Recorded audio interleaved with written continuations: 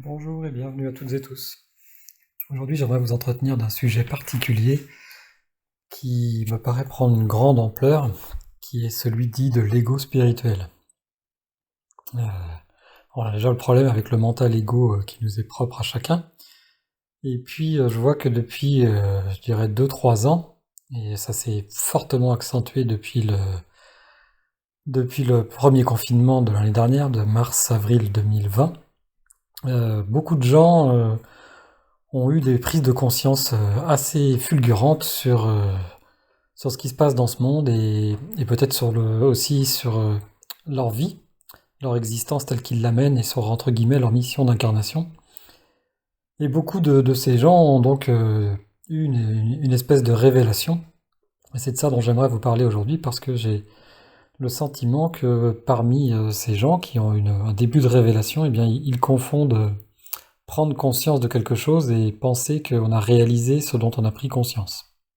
Un petit peu comme si, je sais, j'ai déjà pris cet exemple plusieurs fois, un petit peu comme si moi qui suis parti un mois en solitaire en plein hiver dans l'Himalaya pour rejoindre le camp de base de l'Everest, disais que je suis monté au sommet de l'Everest. Et aller au camp de base de l'Everest c'est une chose, aller au sommet de l'Everest c'est une autre.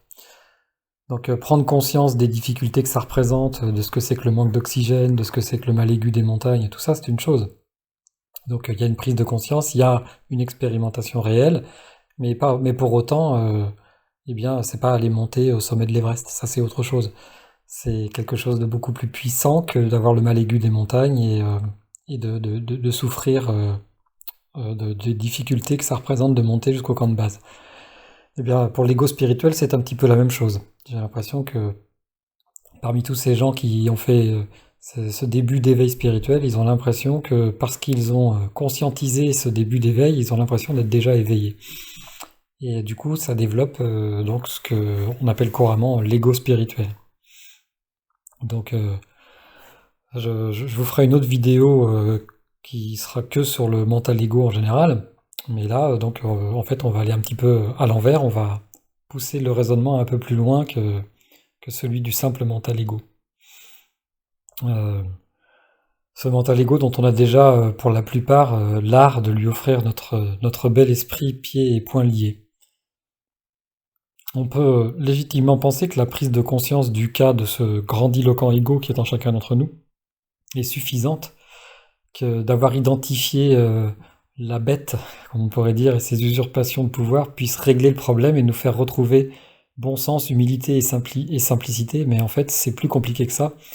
Et ce grandiloquent personnage intérieur qui est capable de porter tous les costumes pour se dissimuler, eh bien, il a la folle capacité de se faire passer toujours pour plus lumineux qu'il n'est, pour plus beau que pour plus indispensable qu'il n'est, et en fait, il n'abdique quasiment jamais.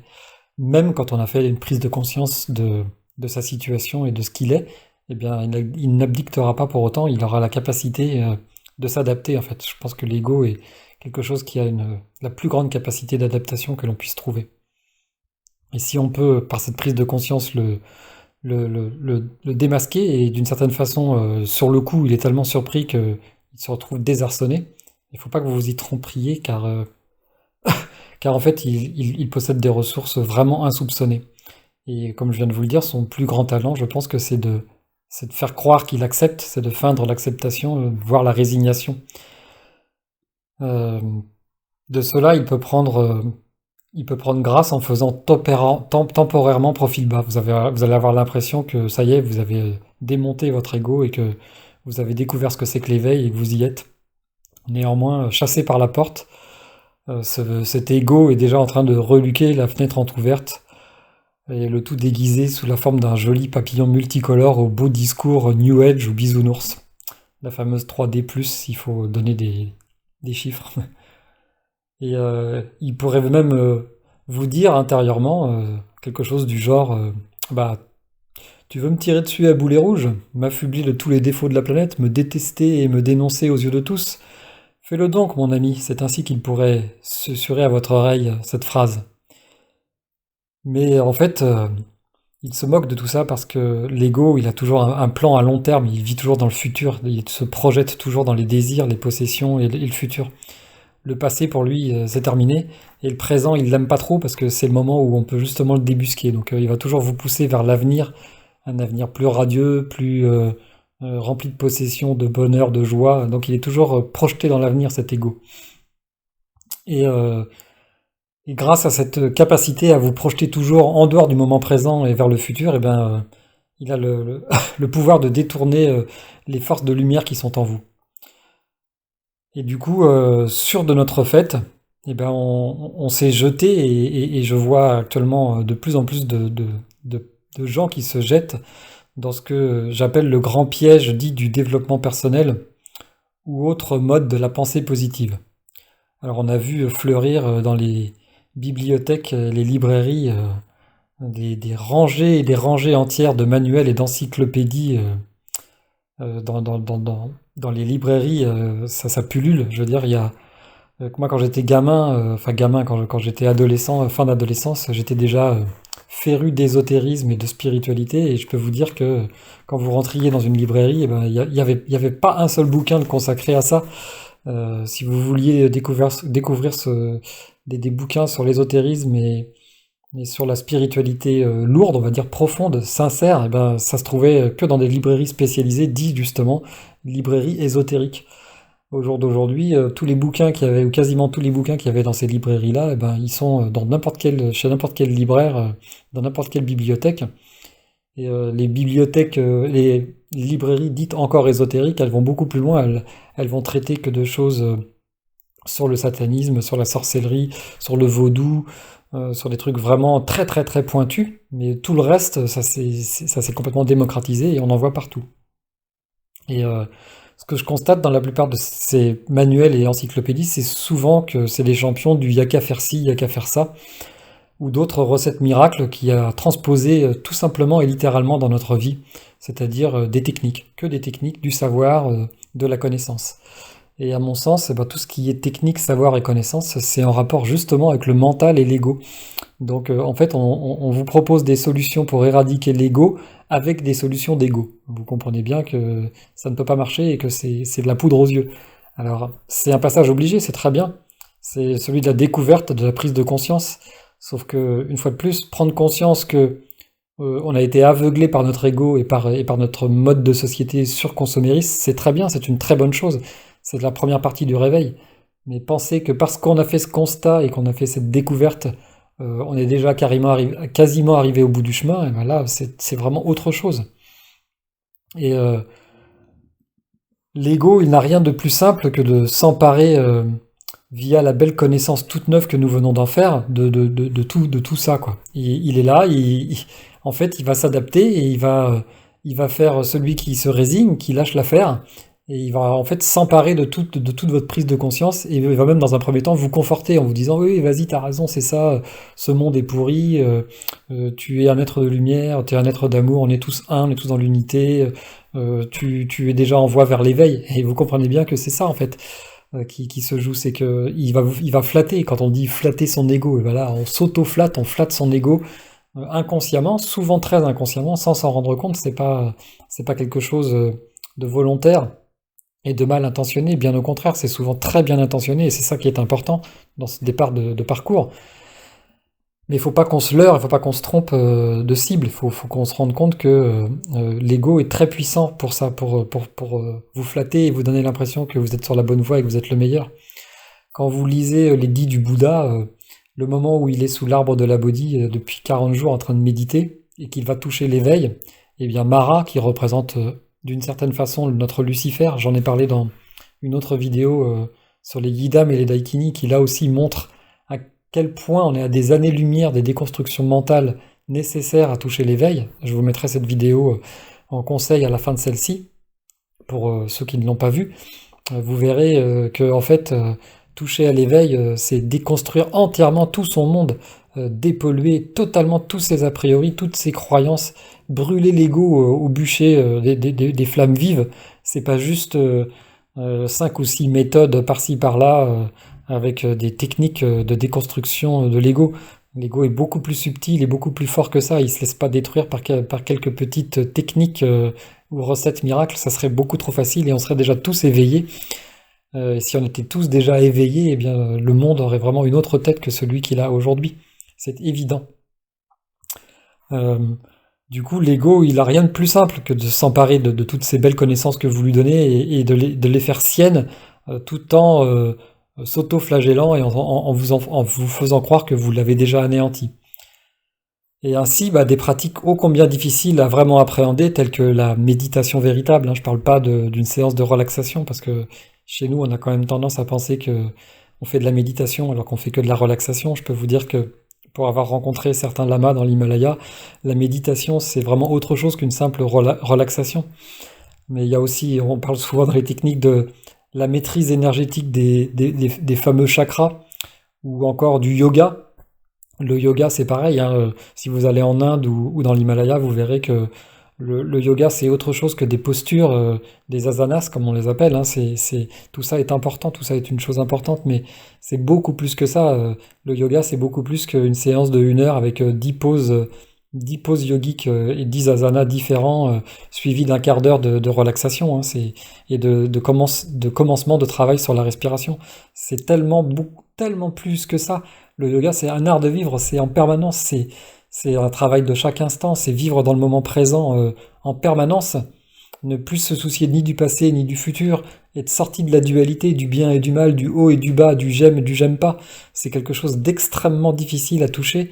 Et ce que je vois dans cette formation de bulle d'ego spirituel, c'est qu'on a l'impression que bah ça y est, on y est, comme je l'ai dit dans d'autres vidéos, on est en 5D, je le vois partout, ça, on est en 5D. Mais allez regarder la file d'attente devant les McDonald's tous les week-ends, vous verrez si on est en 5D. On n'y est pas en 5D, il faut qu'on fasse preuve de beaucoup plus d'humilité par rapport aux enseignements qui nous sont proposés. Et alors, ultimement, quand on nous parle du tantra, alors tous ces profs de tantra, euh, qui, excusez-moi la mauvaise blague, sont souvent des kékettes, la kékette tantrique plutôt qu'autre chose, quoi. On est vraiment sur cette croyance que le tantra, c'est en fait quelque chose de synonyme avec Kama Sutra, et pourtant c'est pas du tout la même chose.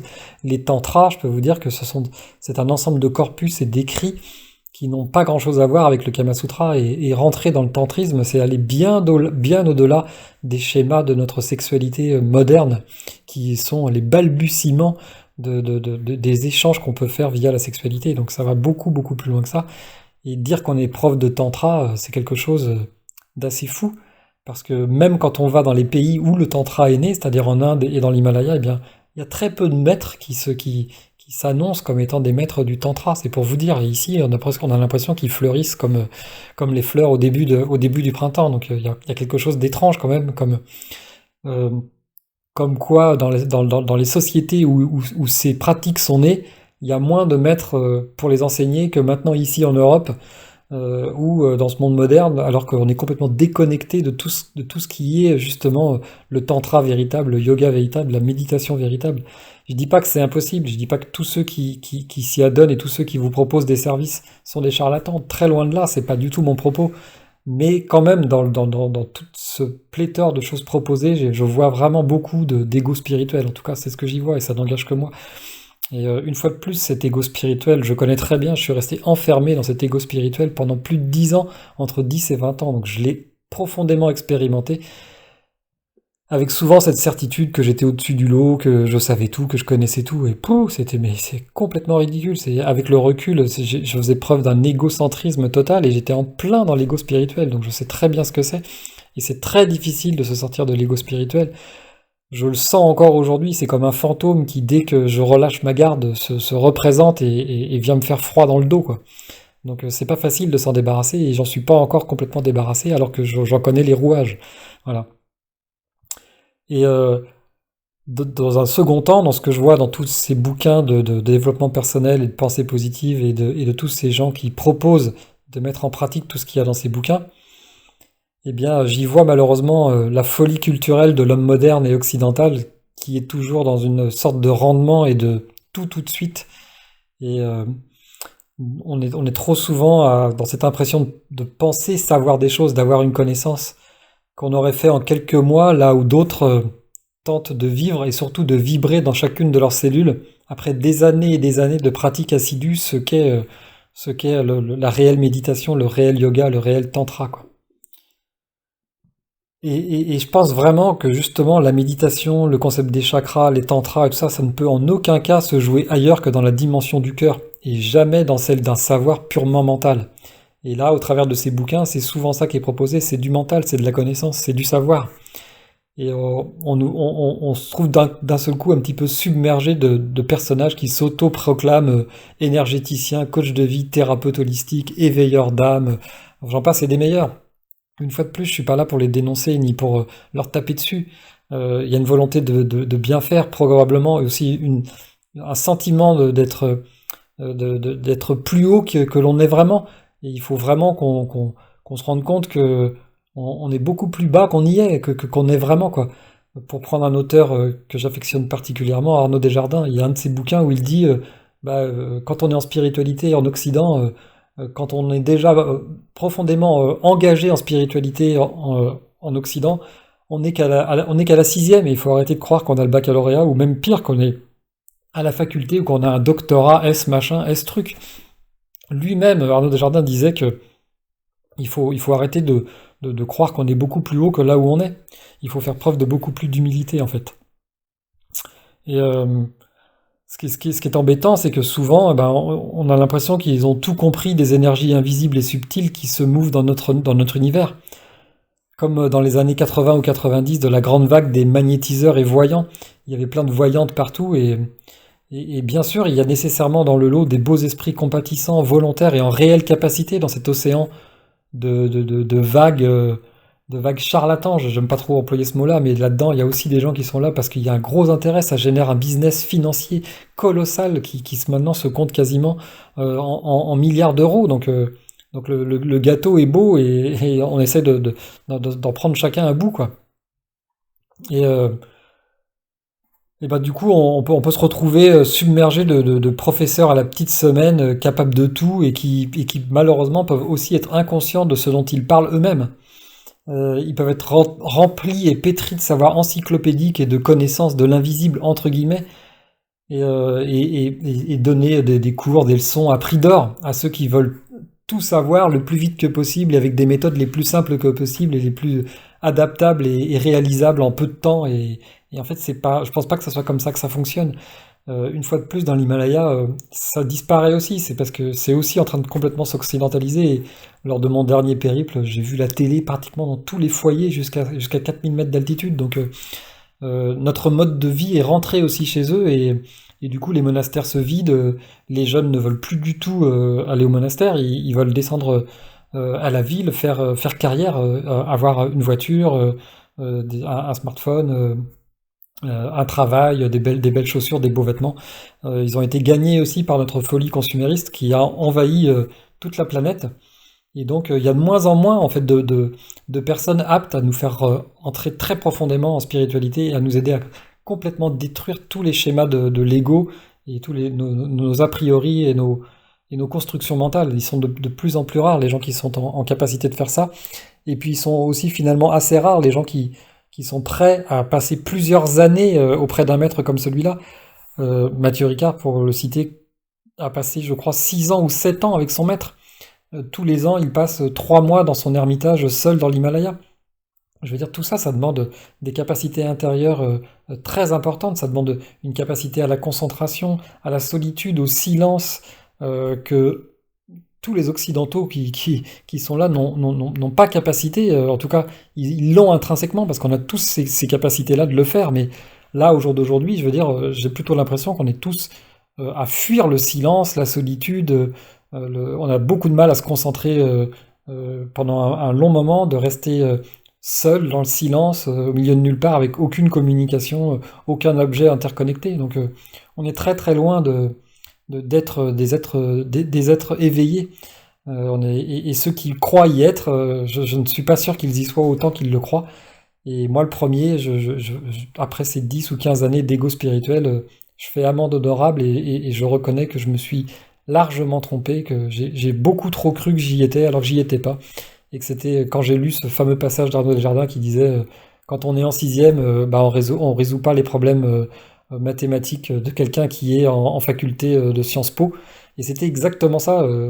J'avais du mal à résoudre des problèmes de sixième et je me croyais à Sciences Po, quoi. Donc, ou à l'ENA, ou voilà, et j'y étais pas du tout. Et ça m'a pris beaucoup de temps en fait à m'en rendre compte parce que mon ego savait se présenter à moi sous les meilleures conditions et me faire croire que j'y étais et que j'avais dépollué mon mental, j'avais dépollué mon ego alors que c'était mon ego lui-même qui me le faisait croire, quoi. Donc c'est très très subtil en fait, c'est extrêmement subtil. Et, euh, et tous ces gens, bah, il y en a qui sont très bien intentionnés, qui vont vraiment dans la bonne direction, mais qui, comme moi j'ai pu l'être, se croient beaucoup plus en capacité qu'ils ne le sont vraiment. Et ça pourrait même faire en fait des dégâts dans la sphère privée et des amis, mais très souvent aussi dans les relations intimes et les relations de couple. Quand il y en a un des deux qui croit être très avancé en spiritualité, il peut faire des gros dégâts sur son compagnon ou sur sa compagne. Et sous couvert, par exemple, de massages dits tantriques, d'ouverture du troisième œil, de libération de la Kundalini ou de déblocage des chakras, on peut ainsi assister à des inepties sans nom qui sont pratiquées par des gens qui n'ont qu'une connaissance livresque des 10 domaines, une connaissance purement conceptuelle, quoi. Et si, comme je vous l'ai dit précédemment, ces véritables sources d'énergie de reconnexion à notre être, avec un grand E, existent bel et bien, elles ne se transmettent pas par un savoir, une connaissance et des pratiques extérieures, mais avant tout par des énergies et des forces tellement plus subtiles. Et certes, il y a aussi des techniques. Je veux dire, pour reprendre sur le yoga, les asanas, ça sert vraiment à quelque chose, évidemment, autrement les grands maîtres ne les pratiqueraient pas. C'est évident. Mais ils sont la partie, on va dire, émergée de l'iceberg. Il y a tout ce qu'il y a d'invisible. Et c'est un petit peu, si vous voulez, comme notre univers. Notre univers, il est constitué d'1% de matière et de 99% d'énergie invisible. Bah là, c'est un peu pareil, quoi. C'est comme nos scientifiques qui sont en train de décortiquer avec des tas d'ordinateurs surpuissants la matière, de tout décoder, de tout observer avec des microscopes électroniques et de penser qu'ils ont tout vu et qu'ils savent tout, alors que finalement, avec la science quantique, ils sont en train de découvrir que 99% de notre univers est absolument immatériel et n'est fait que de vibrations et d'énergie. Et ça, on est pour l'instant très très très loin de pouvoir mesurer comment ça fonctionne exactement et tout ce que ça représente. Et ben là, pour ceux qui sont dans l'ego spirituel, c'est exactement la même chose. Ils sont en train d'observer la partie visible de l'iceberg et ils ne voient pas que ça ne représente que 10% de tout ce qui est présenté, quoi. Voilà, donc faut pas confondre ce qu'on voit et ce qu'on voit pas, quoi. Et penser que parce qu'on a vu l'iceberg, la partie visible de l'iceberg, eh ben on en connaît aussi toute la partie invisible. C'est pas comme ça que ça fonctionne. C'est beaucoup plus, ça demande beaucoup plus de travail, de dépollution intérieure et de travail en général, de concentration, de pratique, et ce sur des mois et des mois et des mois, pour pas dire des années et pour pas dire en vérité des vies et des vies successives. Et voilà, une fois de plus, on voit que de ces séculaires et ancestrales traditions ésotériques, eh ben, dans ces pays où c'est né, bah, il ne reste qu'une poignée de véritables maîtres initiés et ascensionnés qui sont capables de le faire. Et là, ici, en Occident, bah, il en pullulerait de partout. Ils auraient explosé. Il y en aurait plein, quoi. C'est quand même très, très étrange. Je trouve ça vraiment très étrange qu'on puisse penser que ça soit si simple que ça. Voilà, en fait, toute cette mouvance on est passé du New Age, alors maintenant on appelle ça le développement personnel, donc toute cette mouvance du développement personnel et des éveilleurs d'âme et tout ça, elle met en lumière une réalité, c'est certain, elle met bel et bien quelque chose de réel en lumière et c'est louable. Mais est-ce qu'elle n'a pas aussi, d'une certaine façon, l'art depuis peu de nous voiler la voie véritable? C'est-à-dire que les gens qui vont écouter des trucs de développement personnel ou lire eh ben, s'ils sont en accord avec ça et qu'on leur dit bah voilà c'est la voie de l'éveil, vous y êtes presque, bah forcément ils y croient. Et est-ce que c'est vraiment productif? Est-ce que ça serait pas plus productif de faire preuve de beaucoup plus d'humilité et de dire non non, je suis au tout début du chemin, je suis à la maternelle, je fais que comprendre un tout petit peu comment ça fonctionne. Et il va me falloir beaucoup de perspicacité et d'entraînement pour aller beaucoup plus loin et se rendre compte que c'est quelque chose de beaucoup plus subtil, beaucoup plus puissant que je ne le pense. Et en fait, ce stade du développement personnel et de la 3D+, comme on dit, eh ben c'est forcément le stade par lequel tout marcheur spirituel en début d'éveil et de reconnexion au soi doit passer. c'est évident et moi j'y suis passé aussi. J'ai aussi fait mon bisounours avec cette espèce de période New Age que j'ai eue et le gros problème c'est que souvent on s'y accroche à cette période-là et qu'on a l'impression que ça y est, on y est, on a pratiquement tout accompli et on reconnaît juste du bout des lèvres que évidemment on n'est ni Jésus ni Bouddha, mais que finalement bon on n'en est pas si loin. Et c'est une pure folie parce qu'on on en est très très loin. On en a toutes les capacités pour le devenir parce que tout être de lumière incarné ici a cette capacité à devenir un Bouddha ou un Jésus, ou un prophète ou un saint. Je le crois profondément, mais entre prendre conscience qu'on peut le devenir et le devenir, une fois de plus, c'est tout à fait différent. Et l'ego spirituel de celui qui croit savoir et en jeter un maximum auprès des autres, tout en se faisant passer pour humble et justement dénué d'ego, peut très rapidement, cette attitude, ça peut très rapidement devenir un écueil, et un écueil dans lequel, une fois de plus, je me suis jeté dedans à pieds joints quand j'avais 20 ans, quoi. Et c'est quelque chose dans lequel je me suis retrouvé littéralement enfermé et emprisonné de moi-même, en fait. Et je vous le dis, ça a duré presque 20 ans, c'est complètement fou. Et je m'en trouvais tellement heureux et secrètement fier de détenir une connaissance que j'avais l'impression de flotter bien au-dessus du lot général de tous les autres. Et je me retrouvais en fait complètement perverti par mon propre ego sous couvert d'être devenu spirituel, d'être devenu euh, peut-être ce qu'on appellerait aujourd'hui un éveilleur d'âme ou un coach de vie ou un coach holistique ou je ne sais quoi d'autre. En fait, j'étais à la maternelle de la spiritualité, sincèrement. Et aujourd'hui, si je suis plus à la maternelle, je suis peut-être au CP ou en CM1 ou en CM2, mais guère plus loin que ça. Et en prendre conscience, c'est pas me rapetisser et m'auto-flageller, c'est juste faire preuve de lucidité, de discernement et de dire ok, je suis sur le chemin, mais il y a encore beaucoup de pierres dans mon sac à dos qui me grattent le dos et qui font que j'ai du mal à monter la côte, hein. Il va falloir lâcher encore beaucoup de choses pour pouvoir décemment dire que je suis un être spirituel accompli. Je suis un être en voie dans la spiritualité, ce qui n'est pas du tout la même chose, quoi. Et en fait, je crois qu'un maître véritable, quelqu'un qui peut se faire appeler comme tel, eh ben, il ne l'est qu'aux yeux de ceux qui souhaitent l'honorer de ce titre, mais jamais par quelqu'un qui s'auto-proclame l'être. Quand des gens vous disent je suis maître Reiki, je suis maître ceci, maître cela, non, je suis désolé, je crois vraiment que quelqu'un qui est maître, c'est quelqu'un qui se fait appeler par les autres maîtres, et même comme ça, ça me paraît très difficile. Je me dis, si un jour quelqu'un, je venais encore à être encore plus près de la source de lumière et encore plus dans la spiritualité au point que on puisse imaginer m'honorer de ce titre, genre, je pense pas que je pourrais l'accepter, quoi. C'est beaucoup trop haut, quoi. C'est juste, genre, j'en suis pas du tout là. Et même si un jour, entre guillemets, je pouvais penser y être, je pense pas que je sais pas, ça me paraît fou de se faire appeler maître, quoi. Voilà. Ou de penser qu'on est maître. Déjà, être maître de soi-même, c'est le plus grand des travails, et se connaître soi-même, c'est le plus grand des travaux qui nous est proposé ici, et c'est un travail de toute une vie, voire de plusieurs vies à la suite, quoi. Voilà, en tout cas, si la démarche initiale de vouloir éclairer les autres de la lumière qu'on a découvert est tout à fait louable, eh ben, le propre de l'ego spirituel, il demeure souvent dans un aveuglement à soi-même. Une fois de plus, un aveuglement que j'ai largement pratiqué. Et on s'empare ainsi de connaissances spirituelles. Et, euh, et c'est l'ego qui finalement est encore derrière tout ça et qui peut en faire un nouveau et puissant moyen de stagnation à celui qui pense savoir et inonde son entourage de sa science, entre guillemets, quoi. Mais cette personne qui pourrait dire ça, qu'est-ce qu'elle a à proposer réellement dans sa vie quotidienne? Est-ce que tous ces gens qui écrivent des bouquins de développement personnel et qui en plus laissent vendre leur livre une fois de plus chez quelqu'un comme Amazon qui est le symbole de l'involution, quoi. C'est complètement fou. Et qu'est-ce que cette personne serait capable de nous montrer de sa capacité à se défaire de ses propres turpitudes, de ses propres souffrances, de son propre poids karmique, de tous ces schémas mentaux, de tous ces a priori? Est-ce qu'on en croise tant que ça des gens qui ont lâché tout ça, qui ont suffisamment purifié leur karma, qui ont suffisamment dépolluer tous leurs schémas mentaux, toutes leurs croyances, tous leurs a priori pour en faire quelque chose de beaucoup plus lumineux? Ben, moi, j'en croise pas tous les jours, hein, sincèrement, hein.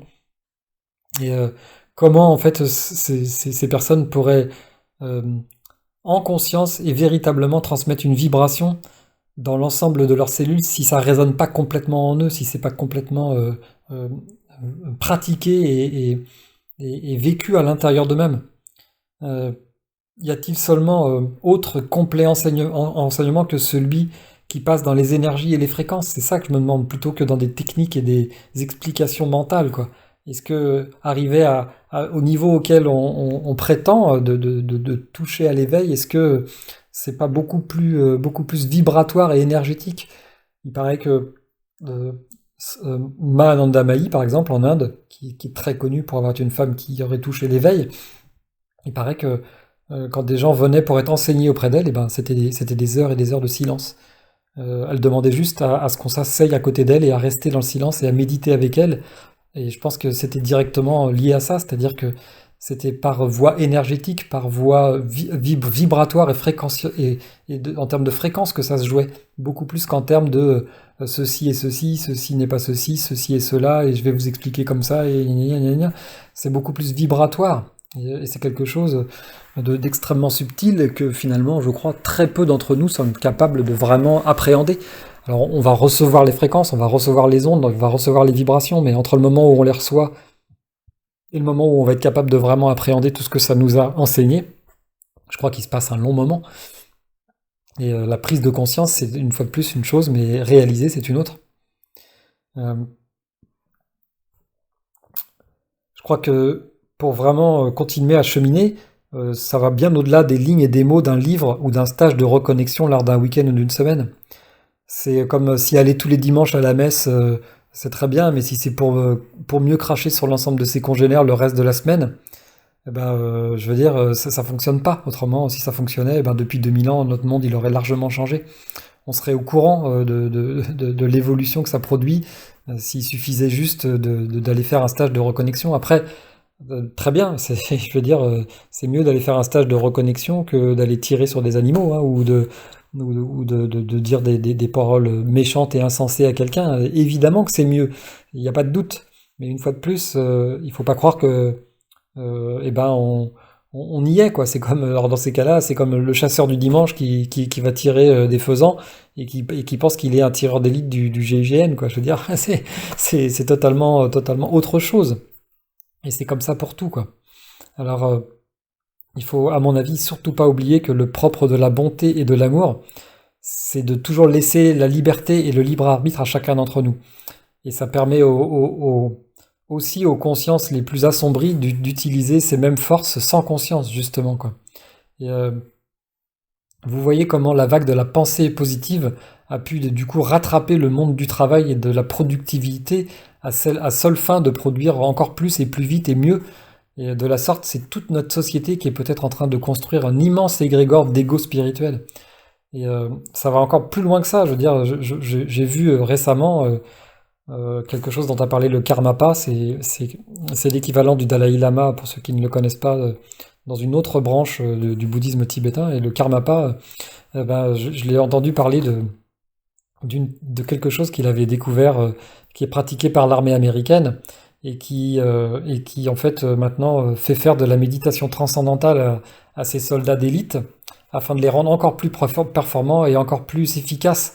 Et en fait, le Karmapa disait, voilà, c'est une manière d'utiliser des capacités lumineuses et les mettre au service de quelque chose de très sombre, puisque c'est pour anéantir la vie et pour tuer d'autres personnes. Et donc ça vous donne une idée jusqu'où peut aller l'utilisation des forces lumineuses au service de quelque chose de dévoyé et de sombre. C'est juste hallucinant, quoi. Et ça, c'est possible grâce justement au libre arbitre. L'amour et la bonté, c'est le libre arbitre, et c'est ce qui nous a été offert, c'est le fait que l'amour est toujours là, et source de patience infinie, et qu'elle nous offre à chaque instant le choix, et on a le choix de faire tout ce qu'on veut, y compris même de nier la bonté, de nier l'amour. On a cette capacité. Et, euh, et donc, eh bien, il nous est donné, via ce libre arbitre, la possibilité de progresser vers la lumière, mais aussi de faire des expériences les plus sombres que la matière propose. Et pour terminer sur notre sujet de l'ego spirituel, eh bien, j'espère vraiment, à travers cette vidéo, vous avoir montré que euh, il y a des gens déjà qui sont pas très bien intentionnés, qui sont là pour faire ni plus ni moins de l'argent. Dans un second plan, il y a des gens qui sont très bien intentionnés et qui veulent vraiment bien faire, mais qui pensent que par la prise de conscience qu'ils ont eue de ce qu'est l'éveil, eh ben, ils pensent qu'ils y touchent déjà. Et une fois de plus, quand j'étais au camp de base de l'Everest à 5500 mètres d'altitude, à regarder l'Everest de face et qu'il faisait moins 20 degrés, bah, j'étais bien conscient en plein hiver que c'était impossible de monter à l'Everest et que toucher ses pieds, c'était pas se trouver à son sommet. Voilà, donc c'est comme un peu si j'avais survolé l'Everest en avion, d'ailleurs ce que j'ai fait quelques jours après, pas très écologique, je le reconnais, et, euh, et que du coup, bah, je pourrais vous décrire tous les passages difficiles de l'Everest, comme si j'y avais été moi-même. Je pourrais presque vous dire que j'y suis allé, puisque j'ai été jusqu'à son camp de base, et que après j'ai survolé eh ben, le camp 1, le camp 2, le camp 3, la rivière, la mer de glace et tout ça, et donc je pourrais aisément bah, me raconter à moi-même que j'y suis allé, quoi. Et ça serait bien différent que d'y être allé pour de vrai. Donc il faut vraiment, à mon sens, qu'on fasse très attention à cette bulle d'ego qui est en train de se construire parce que finalement, eh bien, les gens qui pensent bien faire et qui pensent être déjà quasiment éveillés alors qu'ils ne voient une fois de plus que la partie émergée de l'iceberg, eh bien, ils entraînent derrière eux aussi des gens qui finalement pourraient aussi croire la même chose qu'eux, ce qui serait fort problématique et ferait encore plus gonfler cette bulle d'ego. Et je sais pas jusqu'où pourrait aller cette bulle d'ego en fait, quoi. Voilà. Bah, écoutez, je vais vous laisser là-dessus parce que ça fait déjà un petit moment et on est déjà à 35 minutes, ce qui est assez long, enfin en tout cas j'ai l'impression. Donc bah, je vous laisse réfléchir à tout ce qui vient d'être dit sur l'ego spirituel et puis eh bien comme à mon habitude, je vous souhaite le meilleur en tout temps et en tout lieu, en vous rappelant que bah, je suis comme vous, je fais ce parcours de remonter vers la belle lumière qui nous est proposée et que c'est un travail de chaque jour qui se propose à nous et qu'il est bon d'accepter. Voilà. Ou pas, ça dépend ce qu'on veut faire. Une fois de plus, le libre arbitre fait qu'on choisit ce qu'on veut et qu'on est toujours à l'endroit où on doit être, au moment où on doit l'être. C'est la perfection du moment présent et de l'action présente. Merci encore et à très bientôt. Au revoir.